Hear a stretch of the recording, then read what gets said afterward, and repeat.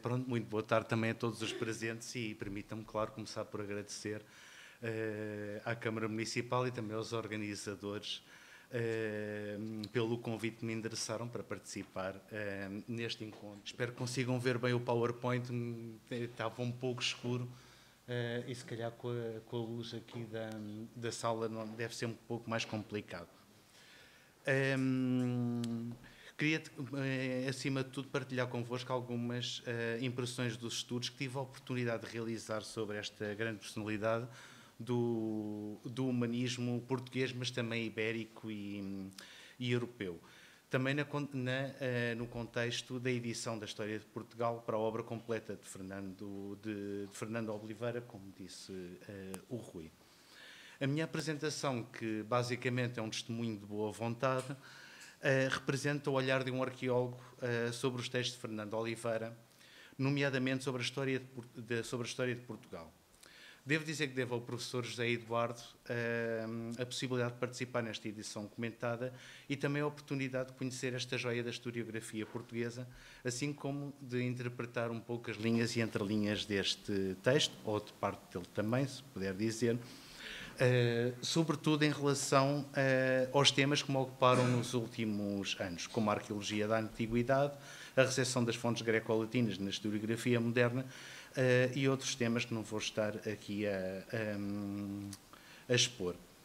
Gostaria também de agradecer aos colegas que me precedem, sobretudo a eles, pelos conhecimentos que me transmitiram e por terem contribuído para me apaixonar ainda mais pela figura de Fernando Oliveira. Portanto, também o meu mais sincero agradecimento por isso. Como podem ver nesta breve descrição da apresentação, os meus objetivos são bastante modestos e pretendem assinalar somente alguns aspectos que podem ser interessantes para contextualizar e avaliar a importância da obra de Oliveira para o estudo das raízes mais remotas de Portugal, desde o momento em que se chamaria, segundo o autor, Tubália, até à fundação da Lusitânia como província romana, algo que, como vamos ver, Oliveira recusa liminarmente. Por isso, tratarei algumas questões, nomeadamente as fontes do Antigo Testamento e greco-latinas, assim como o contributo indiscutível de uma grande personalidade dominicana, Ânio de Viterbo, que anos antes publicou uma genealogia de reis antigos da Península Ibérica, precisamente a partir de Tubal. Por outro lado, também não gostaria de deixar passar a oportunidade de referir um dos grandes pilares da construção do passado na historiografia moderna, isto é, as várias conjecturas sobre as origens dos topónimos ou inclusive a criação de personagens e paisagens através desses nomes de lugar ou de regiões. E é com estes dados que vamos analisar a imagem das origens de Portugal, segundo Oliveira, em particular do passado pré-romano, e apresentar uma leitura muito breve sobre a importância da história para o conhecimento do nosso passado e, sobretudo, para o conhecimento do nosso presente. Como sabemos, Fernando Oliveira partiu, direta ou indiretamente, de fontes de vários tipos, das quais se destacam, em primeiro lugar, o Antigo Testamento, que foi, durante vários séculos, a fonte de história da humanidade por excelência. É por isso que Oliveira fez o mesmo que outros cronistas do século XVI e antes destes dos cronistas medievais. Identificou Tubal como antepassado dos povos peninsulares, colocando-o ao serviço da mitificação do povo passado português, mas não sem antes assumir que se havia perdido, como disse o professor José Eduardo Franco, a memória das comunidades que viviam antes nestes territórios. Portanto, foi tudo arrasado e essa memória apagou-se. Mas aqui havia, então, a grande prova da antiguidade de Portugal. E é por isso interessante constatar que já no século XIX se começou a configurar a ideia de existência de um homem pré-diluviano e em 1865 atribuiu-se o nome de pré-história. Oliveira tinha, portanto, consciência de que poderiam existir comunidades de grande antiguidade na Península Ibérica, algo que só depois os estudos arqueológicos acabaram por confirmar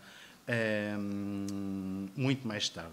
Mas, claro, nesta altura não havia nem sequer meios, nem muito menos provas que demonstrassem esta antiguidade. E é aqui que aparece a primeira referência a um suposto nome antigo da Península Ibérica, Tubália, ou País de Tubal.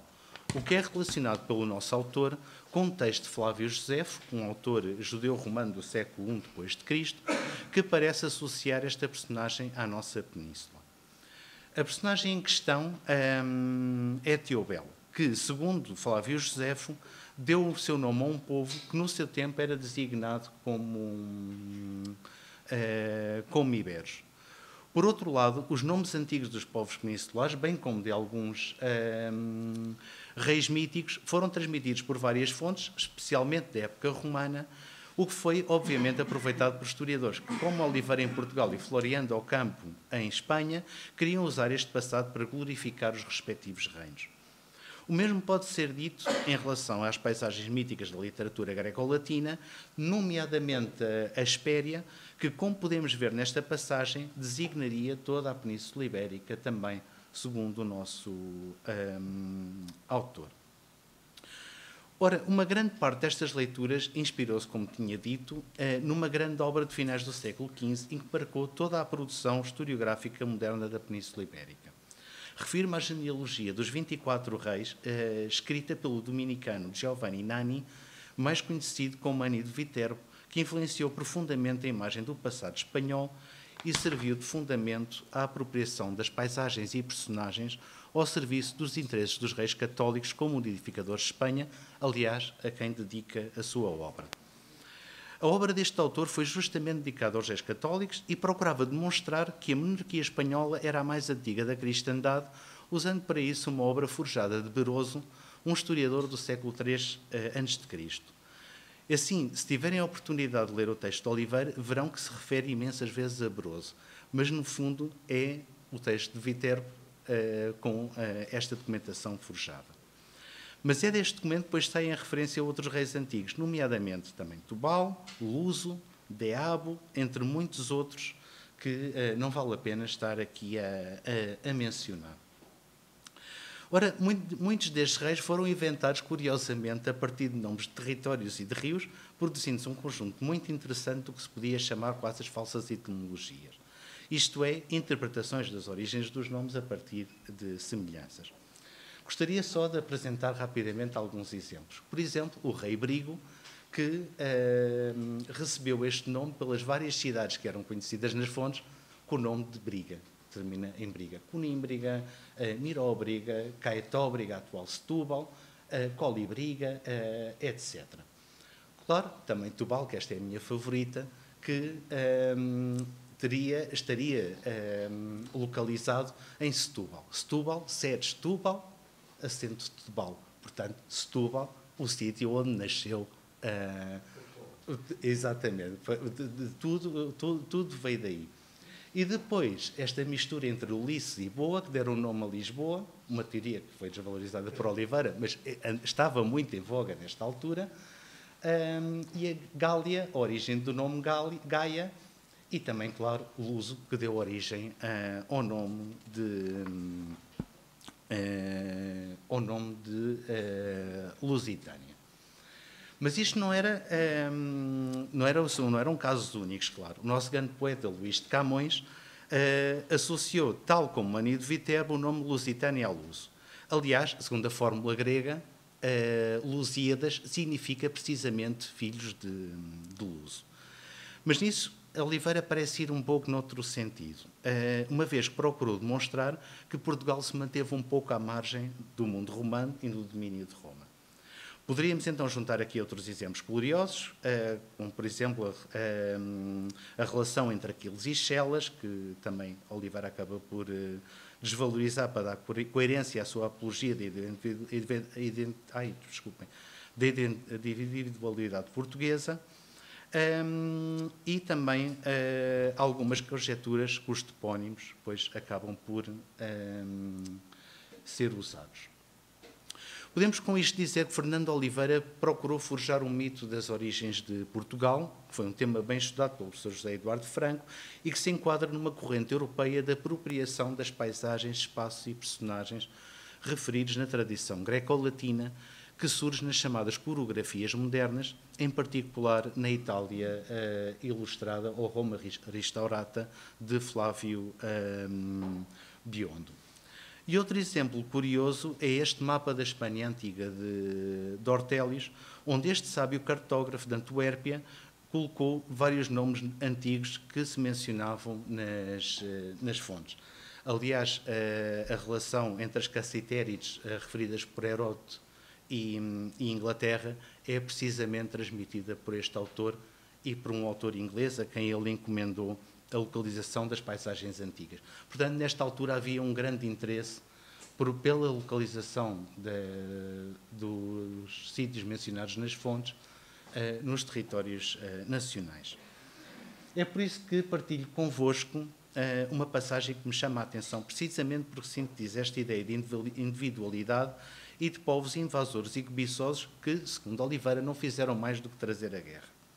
De qualquer modo, neste mito, depois de Tubal, não havia propriamente uma unidade no que se conhece como Espanha, mas antes uma série de reinos associados a personagens bem conhecidas da tradição greco-latina, como, por exemplo, Gérien ou Gerião, na Andaluzia, Luz na Lusitânia, Gárgoris na Galécia, entre muitos outros, bem como gentes de outras terras, que vieram explorar os territórios como os fenícios, celtas, cartagineses, godos ou mouros. Mas nisto o argumento de Oliveira é bastante simples. Os escritos dos povos pré-romanos perderam-se. Embora diga que autores como Estrabão referem a existência de vida urbana na Gália, que o autor associou a Portugal, assim como leis escritas e literatura. Isto, Estrabão dizia que na Península Ibérica, ou melhor, na Turtânia, existiam leis e textos com mais de 6.000 anos. Mas também uma coisa era certa. Os romanos não chegaram a ocupar, segundo o nosso autor, o território português, como expõe nos capítulos 4 e 5 da História de Portugal. Fizeram isso sim, incursões como a 10º Júnio Bruto, justamente cognominado o Galaico. Podemos então perguntar, onde está a Lusitânia que tantos autores associaram a Portugal e como se encaixa numa ideia de Oliveira, que passo a citar: Portugal foi livre no tempo dos romanos. Esta frase é lapidar e testemunha bem a postura de Oliveira em relação a este passado. Por este motivo, então, o historiador desta terra defendeu que esta terra sempre se chamou Galécia, mais tarde, claro, e que passou a chamar-se Portugal. Assim, criticando implícita ou explicitamente André de Rezende, Oliveira desvaloriza por completo a epigrafia, já que, segundo diz, se circunscreve a sepulturas e não constituem prova de que os romanos dominassem a Península Ibérica. Aliás, o fato de estarem em latim poderia simplesmente significar que os portugueses se limitavam a seguir os costumes romanos. Não eram dominados por eles, mas seguiam os seus costumes. Ora, hoje em dia, a epigrafia consegue identificar a origem indígena ou exógena dos defuntos através de estudos onomásticos, e a arqueologia também consegue demonstrar inequivocamente que houve uma forte presença dos romanos no atual território português. Podemos então dizer, como é que estamos? Estamos muito bem de tempo, sim. Que Oliveira, no seu afã por demonstrar a individualidade portuguesa como resposta às preocupações do presente, pensou de maneira diferente e procurou argumentar, mesmo quando as evidências não lhe eram favoráveis, contrariando os seus predecessores e propondo uma visão alternativa. Um dos argumentos mais interessantes do nosso autor é a suposição de que existiam antes dos romanos textos que, entretanto, se perderam, partindo do texto que já referi de Estrabão, que diz que os turetanos tinham escrituras que remontariam a 6.000 anos antes desse autor. Permitam-me, então, terminar com um pequeno apontamento sobre a importância de olharmos para o modo como aqueles que antes de nós olharam sobre o passado, sobretudo num momento em que a história é tão importante para ajudar-nos a perceber o nosso lugar no mundo global e o lugar deste mundo global em nós. A escrita da história, ou os vários olhares sobre o passado, ajuda-nos a perceber quais eram as aspirações num determinado momento e qual era o rumo que um autor queria que o seu país ou reino deveria tomar. Oliveira, como vimos, procurou negar todo o tipo de influência externa, como se Portugal se tivesse mantido aliado da globalização romana, ao ponto de o autor assumir que o reino nem sequer fazia parte da Lusitânia. Aliás, estando a capital em Mérida, não, pelos vistos, não correspondia ao território português. Ora, esta ideia de singularidade ou autenticidade tinha a sua razão de ser no momento em que urgia provar que Portugal era independente, o que estaria demonstrado pelo percurso histórico. A história é, portanto, um espelho do presente e o presente é o lugar a partir do qual analisamos, criticamos ou admiramos o passado. Não temos a capacidade de mudar os acontecimentos do passado, claro, mas temos sim a responsabilidade de estudar como vemos hoje esses acontecimentos e se eles refletem ou não o que queremos ser no futuro. Muito obrigado pela vossa atenção.